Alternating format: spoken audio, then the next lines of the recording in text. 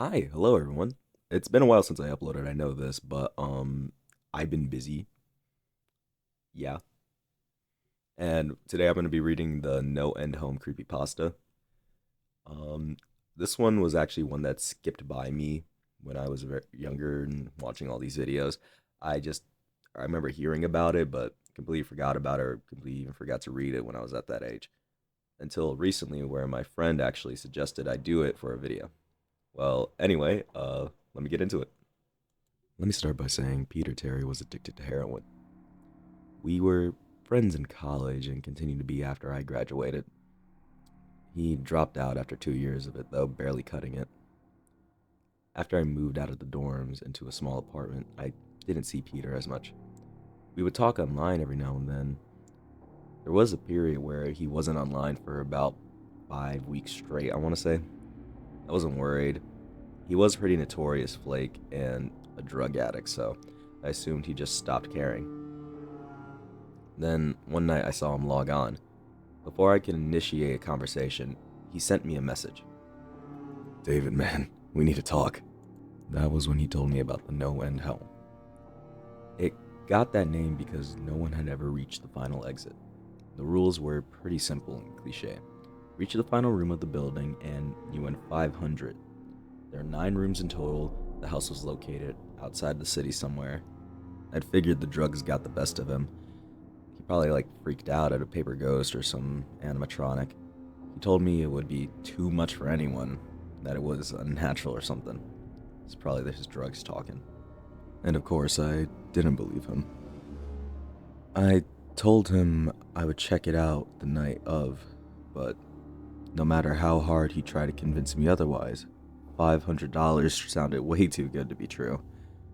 I had to go out, see it for myself, so I set out the following night. When I arrived, I immediately noticed something strange about the building. Have you ever seen or read something that shouldn't be scary, but for some reason just sent chills up your spine? I don't know, maybe it was just weird, I guess. But as I walked towards the building, I got this feeling of uneasiness, and it only intensified as I got closer and proceeded to open the door. My heart slowed, and I let a sigh of relief as soon as I entered. The room looked like a normal hotel lobby decorated for Halloween. A sign was posted in place of a worker, though. It read, Room 1 this way. 8 more follow. Reach the end, and you win. And thought it was cute. Simple, attraction, make it seem a little more glamorous when you entered the place. The first area was almost laughable. The decor resembled the Halloween aisle of a Kmart, complete with chic ghosts and animatronic zombies that gave a static growl when you passed by. At the far end was an exit. It was the only door besides the one I entered through, so I brushed through the fake spider webs and headed for the second room. As I entered the second room, I was greeted by a fog as I opened the door. The room definitely upped the ante in terms of technology. Not only was there a fog machine, but a bat hung from the ceiling and flew in a circle. Scary. They seemed to have a Halloween soundtrack in the background, one you would find at a 99-cent store, just kind of on loop somewhere in the room. I couldn't find a stereo though, but I guess they must have used some type of PA system. As I stepped throughout the room, I walked over a couple toy rats that happened to be wheeling about, and with my ego still intact, I went on to the next area, room 3. But as soon as I reached for the doorknob, my heart sank to my knees. I didn't want to open the door for some reason. It's like something was on the other side, keeping me from it. But in reality, it was my own brain, my own heart just telling me not to do it. Like I said, something on the other side probably. But it might have been my brain playing tricks on me. There was no logic to the sensation, it was just fear. Pure fear just coursing through my body. I still pressed on though. Room 3 is strange. Well, on the surface, it looks like a normal room. There's a chair in the middle of a wood panel floor, a single lamp in the corner did a poor job of lighting the area, casting a few shadows across the floor and walls. That was the problem, though. Shadows, it's plural. With the exception of the chairs, there was others. I had barely walked in the door and I was already terrified. It's like shadows across the wall just moving side to side, up and down, places where there's not supposed to be shadows. There were shadows. I had tried to open the door that I came through to get back out and just call it a night, But it was locked from the other side. I couldn't get it open. It maybe could have been someone following me. I don't know. Someone's probably locking the doors as I went through. Is there like a safe word maybe that I wasn't aware of? I don't know. Maybe it was mechanical. Maybe it's locked automatically. I couldn't tell you. But I was too scared to really think. I turned back to the room and the shadows were just gone. The chair's shadow remained, obviously, but the ones that weren't supposed to be there were gone. I slowly and cautiously began to walk towards the next door. At first, I thought it was probably my brain playing tricks on me. I used to hallucinate when I was a kid, so I wrote off the shadows as a figment of my imagination. I began to feel better as I made my way through the hallway. I walked down the room, I took steps, looked around, but that's when I saw it. Or rather, didn't see it, whatever you want to call it. I didn't have a shadow. My shadow just disappeared. It's like I wasn't even there. I didn't have time to scream. I just ran as fast as I could to the other door, and I flung myself into the room without thinking. The fourth room was really bad. As I closed the door, all light seemed to be sucked out and put back into the previous room. It's like being kicked out by a bouncer at a club. I stood there, surrounded by darkness, not able to move. I'm not afraid of the dark and never really have been, but I was terrified. All sight had left me. I held my hand in front of my face, and if I didn't know what I was doing, I would never be able to tell that I did it. Darkness doesn't describe it. I couldn't hear anything. It was dead silent. When you're in like a soundproof room, you can still hear yourself breathing. You can hear yourself being alive. In this room, I couldn't. I began to stumble forward after a few moments. My rapidly beating heartbeat the only thing I could feel. There was no door in sight. I wasn't even sure if there was one this time. The silence was broken by a low hum. I felt something behind me, so I spun around really quick. But I could barely even see my own nose. I knew something was there though. Regardless of how dark it was, I knew something was there. The hum grew louder and closer. It seemed to surround me, but I knew whatever was causing that noise was right in front of me, inching closer. I took a step back. I've never felt that fear before. I can't really describe true fear. I wasn't even scared I was going to die or something. I was scared of what the alternative was. What if I lived through it? What if that thing did something to me? I didn't want to know what it had in store for me. For a second, the lights flashed on, and I saw it. Nothing. I saw nothing. And I know I saw nothing there.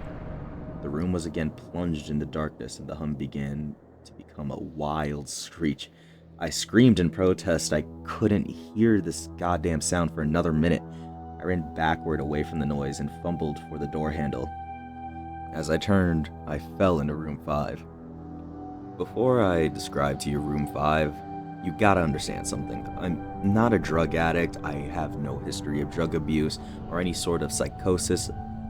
It's like, other than the childhood hallucinations I mentioned earlier, to be fair, those were only when I was really tired or just waking up. I entered this place with a clear head. After I fell in from the previous room, my view of room 5 was from my back, looking up at the ceiling. What I saw didn't scare me, it simply just kind of surprised me. Trees had grown into the room and towered above my head. The ceiling of the room was taller than the others, which made me think I was in the center of a house. I got up off the floor, dusted myself off, and took a look around. It was definitely the biggest room of them all. I couldn't even see the door from where I came from. There was various bushes, trees, all blocked my line of sight of the exit, of course. Up to this point, I figured the rooms were going to get scarier, but this place was a paradise compared to the last room. I also assumed whatever was in the room before stayed back there, but I was terribly wrong. As I made my way deeper in the room, I began to hear what one would hear if there was a forest. Chirping bugs, and the occasional flap of birds seemed to be my only company. That was the thing that bothered me the most. I heard bugs and animals, but I didn't see anything. It was just woods and bushes. There was no bugs, no ants on the ground, nothing flying through the air. I began to wonder just how big this house was. From the outside, when I first walked up to it, it looked like a regular house. It was definitely bigger than most normal houses, but even still, it looked just fine. You wouldn't be able to assume that there's a whole ass forest in this building. The canopy was covering my view of the ceiling, but I assumed it was still there, however high it was, but I couldn't even see walls or anything like that, just the floor. The floor was the only thing I knew that was exactly like the other rooms. I kept walking, hoping the next tree I passed would reveal a door. After a few moments of walking, I felt a mosquito fly on my arm. I shook it off and kept going. A second later, I felt about 10 more land on my skin. I felt them crawl up and down my arms and legs, and a few made it across to my face. I flailed wildly to get them all off, but they just kept crawling.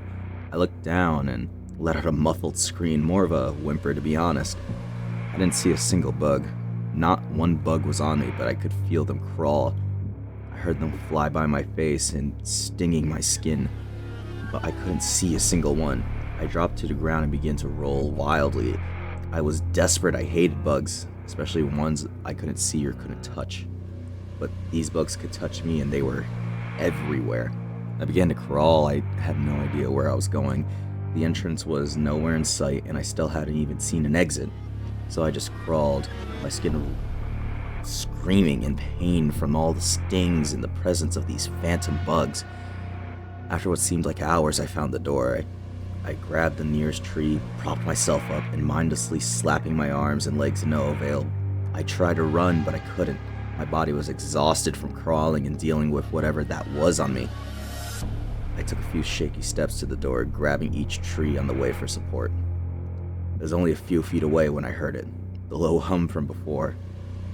It was coming from the next room, and it was deeper. I could almost feel it inside my body. Like when you stand next to an amp at a concert, just that bass going through your body. The feeling of the bugs on me lessened as the hum grew louder. As I placed my hand on the doorknob, the bugs were completely gone. But I couldn't bring myself to turn the knob. I knew that if I let go, the bugs would return, and there was no way I'd make it back to room 4. So I just stood there, my head pressed against the door, March 6, my hand shakily grasping the knob. The hum was so loud I couldn't even hear myself pretend to think. There's nothing I could do but move on. Room 6 was hell. I closed the door behind me, my eyes held shut, my ears ringing and the hum surrounding me. As the door clicked into place, the hum disappeared. I opened my eyes in surprise, and the door I had shut was gone. It was just a wall now. I looked around in shock. The room was identical to room 3, the same chair and lamp, but with the correct amount of shadows this time. The only real difference was there was no exit door, or like the door I came through wasn't there. As I said before, I had no previous issues in terms of mental instability, but at that moment I fell into what I now know as insanity. I didn't make a sound, I didn't really scream. At first I scratched softly. The wall was tough, but I knew the door was there somewhere. just knew it. I scratched at where the doorknob was. I clawed at the wall frantically with both hands. My nails began to be filed down to skin against the wood. I fell silently to my knees. The only sound in the room was my incessant scratching against the wall. I knew there was a door there. I just knew it. I knew if I could get past this wall, there'd be a door. Are you alright? I jumped off the ground and spun in one motion. I leaned against the wall behind me. I saw what it was that spoke to me, and to this day I regret ever turning around. There was a little girl. She was wearing a soft white dress that went down to her ankles. She had long blonde hair in the middle of her back and white skin, blue eyes. She was the most frightening thing I'd ever seen. And I know that nothing in my life will ever be as unnerving as what I saw. Well, looking at her, I saw something else. Where she stood, I saw what looked like a man's body. Only larger than normal and covered in hair. He was naked from head to toe, but his head was not human, and his toes were hooves. It wasn't the devil, but at that moment, it might as well have been. The form had the head of a ram and the snout of a wolf. It was horrifying, and it was synonymous with the little girl in front of me. They were the same form. I can't really describe it, but I saw them at the same time. They shared the same spot in the room, but it was like I was looking into two separate dimensions, like I was being shattered. When I saw the girl, I saw the form, and what I saw the form, I saw the girl. I couldn't speak. I could barely even see. My mind was revolting against it. It was trying to process it, but it just couldn't. I had been scared in my life, and I had never been more scared than when I was trapped in the fourth room. But that was the room before room 6. I just stood there, staring at whatever it was that spoke to me. There was no exit. I was trapped here with it. And then it spoke again. David, you should have listened. When it spoke, I heard the words of a little girl, but the other form spoke through my mind in a voice I wouldn't even attempt to describe. There was no sound, there was just a voice that kept repeating that sentence over and over again in my mind, and I agreed. I didn't know what to do. I was slipping into madness, yet I couldn't take my eyes off of what was in front of me. I dropped to the floor. I thought I had passed out, but the room wouldn't let me. I just wanted it to end. I was on my side, my eyes wide open, and the form staring me down. Scurrying across the floor in front of me was one of the battery-powered rats from the second room. The house was toying with me. For some reason, seeing that rat pulled my mind back from whatever depths it was headed. I looked around the room. I was getting out of there. I was determined to escape the house and live and never think about this place again. I knew this room was hell, and I wasn't ready to take up residency. At first, it was just my eyes that moved. I searched the walls for any kind of opening. The room wasn't that big, so it didn't take long to soak up the entire layout. The demon still taunted me, the voice growing louder as the form stayed rooted where it stood. I placed my hand on the floor and lifted myself up to all fours and turned to scan the wall behind me. Then I saw something I couldn't believe. The form was right at my back, whispering into my mind about how I shouldn't have come. I felt its breath on my back and on my neck, but I refused to turn around. A large rectangle was scratched into the wood with a small dent chipped away in the center of it. Right in front of my eyes, I saw the large 7 I had mindlessly etched into the wall. I knew what it was. It was room 7, just beyond that wall where room 5 was moments ago. I don't know how I did it. Maybe it was just my state of mind at the time, but I had created the door. I knew I had. In my madness, I had scratched into the wall what I needed the most. An exit. to the next room. Room 7 was close. I knew the demon was right behind me, but for some reason, it couldn't touch me. I closed my eyes and placed both hands on the large 7 in front of me. I pushed. I pushed as hard as I could. The demon was now screaming in my ear.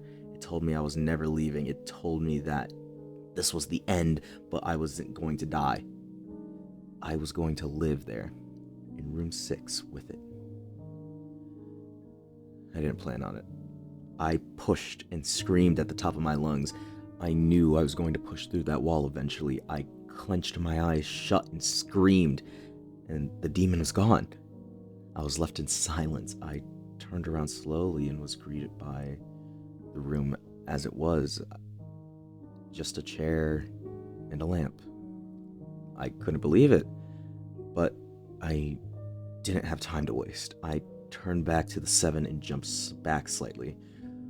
What I saw was a door. It wasn't the one I'd scratched in, but a regular door with a large 7 on it.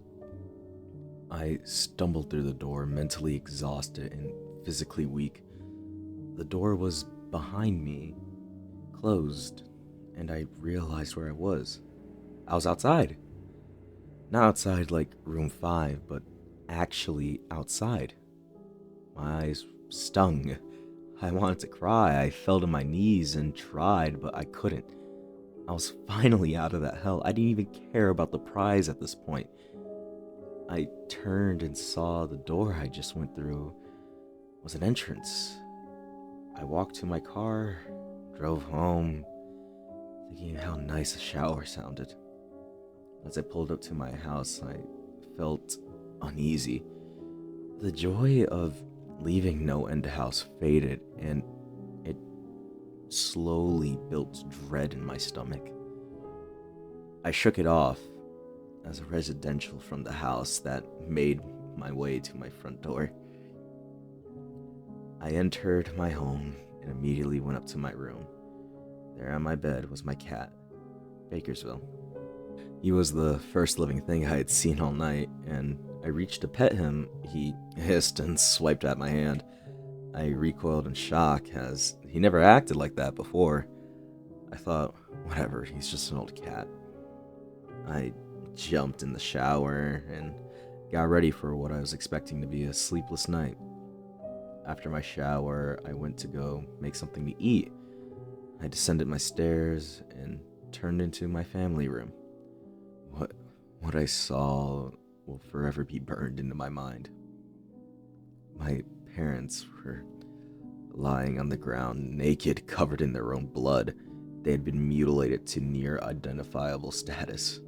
Their limbs had been removed and placed next to their bodies, and their heads sat on the chest facing towards me. The most unsettling part was their expressions. They were smiling, as though they were happy to see me. I vomited and sobbed in the family room. I didn't know what had happened. They didn't even live with me at the time. I was a mess. Then I saw it. A door that was never there. A large door with a large 8 scrawled in blood. I was still in the house. I was standing in the family room, but I was still in room 7. The faces of my parents smiled wider as I realized this. They weren't my parents. They couldn't be, but they looked exactly like them. The door marked 8 was across the room, behind the mutilated bodies in front of me. I knew I had to move on, but at that moment, I gave up. The smiling faces tore into my mind. They grounded me where I stood. I vomited again and nearly collapsed. The hum returned. It was louder than ever. It filled the house, shook the walls. The hum compelled me forwards. I began slowly moving, making my way closer to the door and the bodies. I could barely stand, let alone walk. And the closer I got to my parents, the closer I came to suicide. The walls were now shaking so hard it seemed as though they were going to crumble. But still, the faces smiled at me. As I inched closer, Their eyes followed me. It was now between the two bodies, a few feet away from the door. The dismembered hands clawed their way across the carpet towards me, all while their faces continued to stare. New terror washed over me as I walked faster. I didn't want to hear them speak. I didn't want the voice to match my parents'. They began to open their mouths and the hands inches away from my feet. In a dash of desperation, I lunged towards the door, threw it open, and slammed it right behind me. Room 8. I was done. After what I'd just been through, I knew there wasn't anything else in this fucking house that could destroy me. Anything else? Nothing. There was nothing short of the fires of hell that I wasn't ready for. Unfortunately, I underestimated the abilities of a house. Unfortunately, things got more disturbing, more terrifying, more unspeakable in Room 8. I still have trouble believing what I saw in Room 8. Again, the room was a carbon copy of Room 3 and 6, but sitting in the usual empty chair was a man. After a few seconds of disbelief, my mind finally accepted the man sitting in the chair was me. Not someone who looked like me. It was David Williams. I walked closer. I had to get a better look, even though I was sure of it. He looked up at me and I noticed tears in his eyes. Please, please don't hurt me. Please don't hurt me. What? I asked me, I guess. Who are you? I said, it's not like I'm gonna hurt him, right? He said I was. He said, yes, you are. He was sobbing now. You're going to hurt me. I don't want you to. He sat in the chair with his legs up and began rocking back and forth. It was actually pretty pathetic looking, especially since he was me, identical in every way. I just wanted to know who he was. I was now only a few feet from my doppelganger. It was the weirdest experience yet. Standing there talking to myself, I wasn't scared, but I would be soon. Why are you... And he cut me off. You're going to hurt me. You're going to hurt me. If you want to leave, you're going to hurt me. What are you saying? Just calm down, alright? Let's try to figure this out. And then I saw it. The David sitting down was wearing the same clothes as me, except for a small patch of red on his shirt, embroidered with the number 9. You're going to hurt me. You're going to hurt me. Please don't. You're going to hurt me. You're going to hurt me. Please. My eyes didn't leave the small number on his chest. I knew exactly what it was. The first few doors were plain and simple, but after a while they got a little more ambiguous. 7 was scratched into the wall by my own hands. 8 was marked by the blood above the bodies of my parents. But 9, the number 9 was a person, a living person. Worse still, it was a person that looked exactly like me. David, this David, I just had to ask him. Yes, you're going to hurt me. You're going to hurt me. You're going to hurt me. He continued to sob and rock. He answered to David. He was me. Right down to the voice. But at 9, I paced around the room for a few minutes while he sobbed in his chair. The room had no door, and similarly to room 6, the door I came through was gone. For some reason, I assumed that scratching would get me nowhere this time. I studied the walls, the floor, and the chair, sticking my head underneath and seeing if anything was below it. Unfortunately, there was. Below the chair that was a knife. Attached was a tag that read, "To David, from management." The feeling in my stomach as I reached that tag was something sinister. I felt like throwing up. The last thing I wanted to do was remove the knife from under the chair. The other David was still sobbing uncontrollably. My mind was spinning into the attic of unanswerable questions. Who put this there, and how did they get my name? Not to mention the fact that as I knelt on the cold wood floor, I also sat in the chair, sobbing in protest of myself being hurt. It was all too much to process. The house and management had been playing with me the whole time. My thoughts, for some reason, turned to Peter and whether he'd gotten this far. If he did, if he met Peter Terry sobbing in this very chair, rocking back and forth, I shook those thoughts out of my head. They didn't matter. I took the knife from under the chair, and the other David went quiet. David, he said in my voice, what are you going to do? I lifted myself off the ground, clenched the knife in my hand. I told him I'm going to get out of here. David was still sitting in the chair, though he was very calm now. He looked up at me with a slight grin. I couldn't tell if he was going to laugh or strangle me. Slowly, he got up from the chair and stood facing towards me. It was uncanny. His height and even the way he stood matched mine. I felt the rubber hilt of the knife on my hand and gripped it tighter. I don't know what I was planning to do with it, but I had a feeling I was going to need it. Now, his voice said in a slightly deeper way than my own, I'm going to hurt you. I'm going to hurt you. I'm going to keep you here. I didn't respond. I just lunged and tackled the knife into him. I mounted him while he was on the ground and looked down.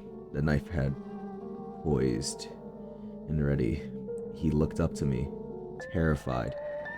It was like I was looking into the mirror. The hum returned, low and distant, though I still felt it deep within my body. David looked up at me. As I looked down at myself, the hum was getting louder, and I felt something inside me snap. With one motion, I slammed the knife into the patch on his chest and ripped down. Blackness filled the room. The darkness around me was like nothing I had experienced up to that point.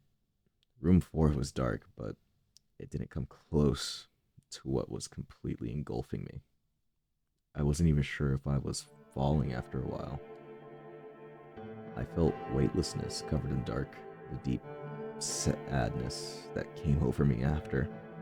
I felt lost, depressed, suicidal even. The sight of my parents entered my mind. I knew it wasn't real, but I had seen it. And the mind has its troubles differentiating between what is real and what isn't. The sadness only deepened. I was in room 9 for what seemed like days, the final room, and that's exactly what it was. The end. No End House had an end, and I had reached it. At that moment, I gave up. I knew I knew I would be in that in-between state forever, accompanied by nothing but darkness. Not even the hum was there to keep me sane. I had lost all my senses. I couldn't feel myself. I couldn't hear anything. Sight was completely useless here. I searched for the taste of my mouth and found nothing. I felt disembodied and completely lost. I knew where I was. This was hell. Room 9 was hell. Then it happened. A light. One of those stereotypical lights at the end of the tunnel. I felt the ground come up from below me. I was standing there. After a moment of gathering my thoughts and my senses, I slowly walked towards the light. As I approached the light, it took form. It was a vertical slit down the side of an unmarked door. I slowly walked through the door and found myself where I started, the lobby of No End House. It was exactly how I left it, still empty, still decorated with childish Halloween decorations. After everything that had happened that night, I was still wary of where I was. After a few moments of normalcy, I looked around the place, trying to find anything different. On the desk was a plain white envelope with my name handwritten on it. I was immensely curious, yet still cautious. I mustered up the courage to open the envelope. Inside was a letter, again handwritten. David Williams, congratulations, you have made it to the end of No End House. Please accept the prize as a token of this great achievement. Yours forever, management. The letter was 5 $100 bills. I couldn't stop laughing. I laughed for like what seemed hours. I laughed as I walked out in my car. I was laughing as I drove home. I laughed as I pulled from my driveway. I laughed as I opened my front door. I and and then as I was laughing at my door, I saw it. A small 10 etched into my door. I hadn't left.